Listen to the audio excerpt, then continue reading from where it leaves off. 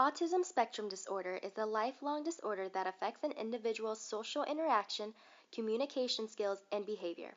For example, it would be hard for an individual on the spectrum to make friends and be involved in games with peers. They may be nonverbal and use pictures to communicate, and they may have some repetitive behaviors such as hand flapping and an insistent need to stick to routines. Early childhood special education is one form of service that can be provided for children with autism.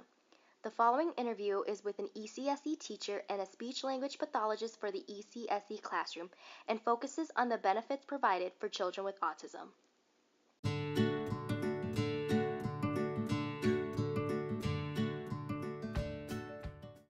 I'm Jane Hill. I have been a special ed teacher since 1975, and I'm from Eastern. Bachelor's and a master's, plus more. I have been an ECSE teacher for 12 years. This is my 12th year.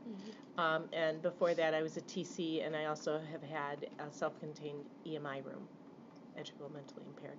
I'm Nancy Magnani. I have been a speech pathologist since 1980, so I think that makes 37 years. And I've worked in lots of different settings, hospital settings, clinic, rehab units, outpatient clinics, long-term residential clinic for aphasia treatment, and I've been working in the ECS classroom here at Whitmore Lake this is my 12th year.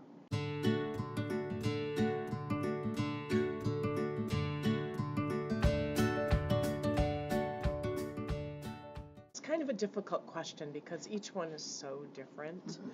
Each student is so different. But I think as we set up the curriculum, I've been thinking about this for a while. So the curriculum is a general ed curriculum, but I use a lot more music, which is really, you can talk to that more. It's more stimulating for the brain in the language area. And we also have a smaller classroom than the regular ed classroom, and so there's more one-to-one. I like to get down on the floor during playtime and make sure we have a one-to-one contact with the kids and try to get them to play together and use more interactions. So I think my largest class ever was 12. I think, right? And then we went up to 13 for a minute, and then we split them. So, but I think the interaction between the kids, because they can model the other kids, is a huge piece for an ECSE classroom.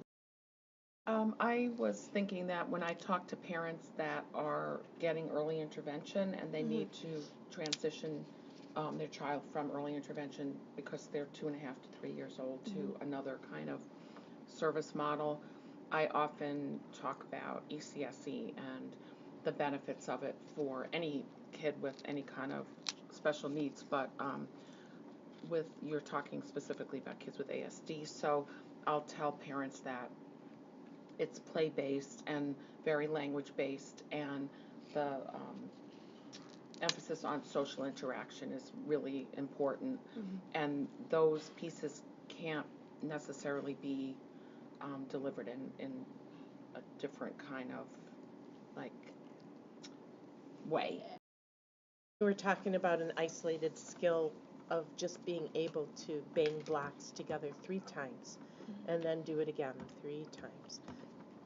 I understand that might be imitation, and teaching that is imitation, and they need to learn how to imitate.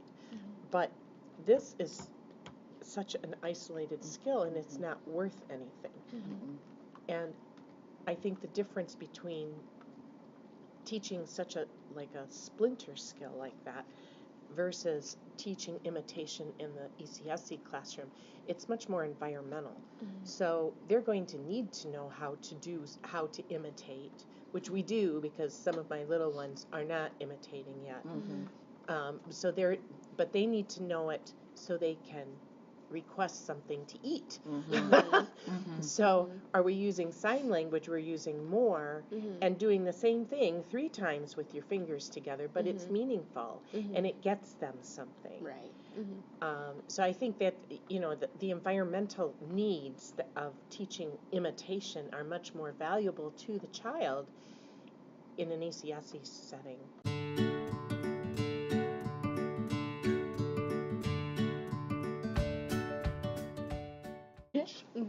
And then they, if they need occupational therapy, which is often the case, they'll get that. And physical therapy sometimes. It's not as common. For some kids. Right, for some kids.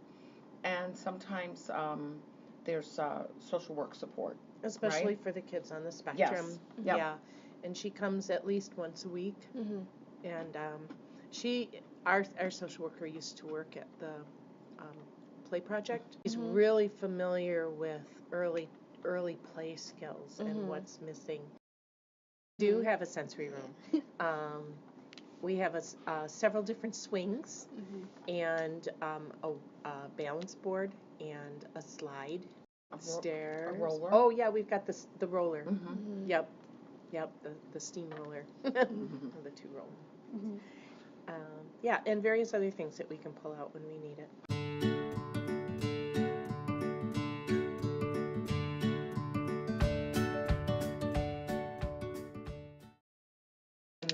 A kid has a language delay, and I've been working with them regardless of the cost for that.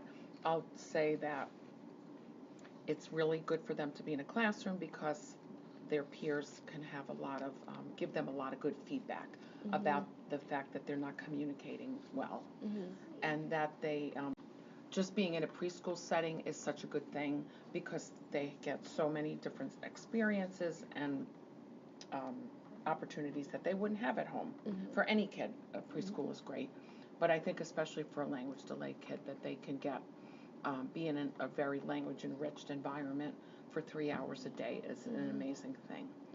And not only do they, hear stories, but there's so much music, and there's just the play is skills which are often delayed when you have a language delay.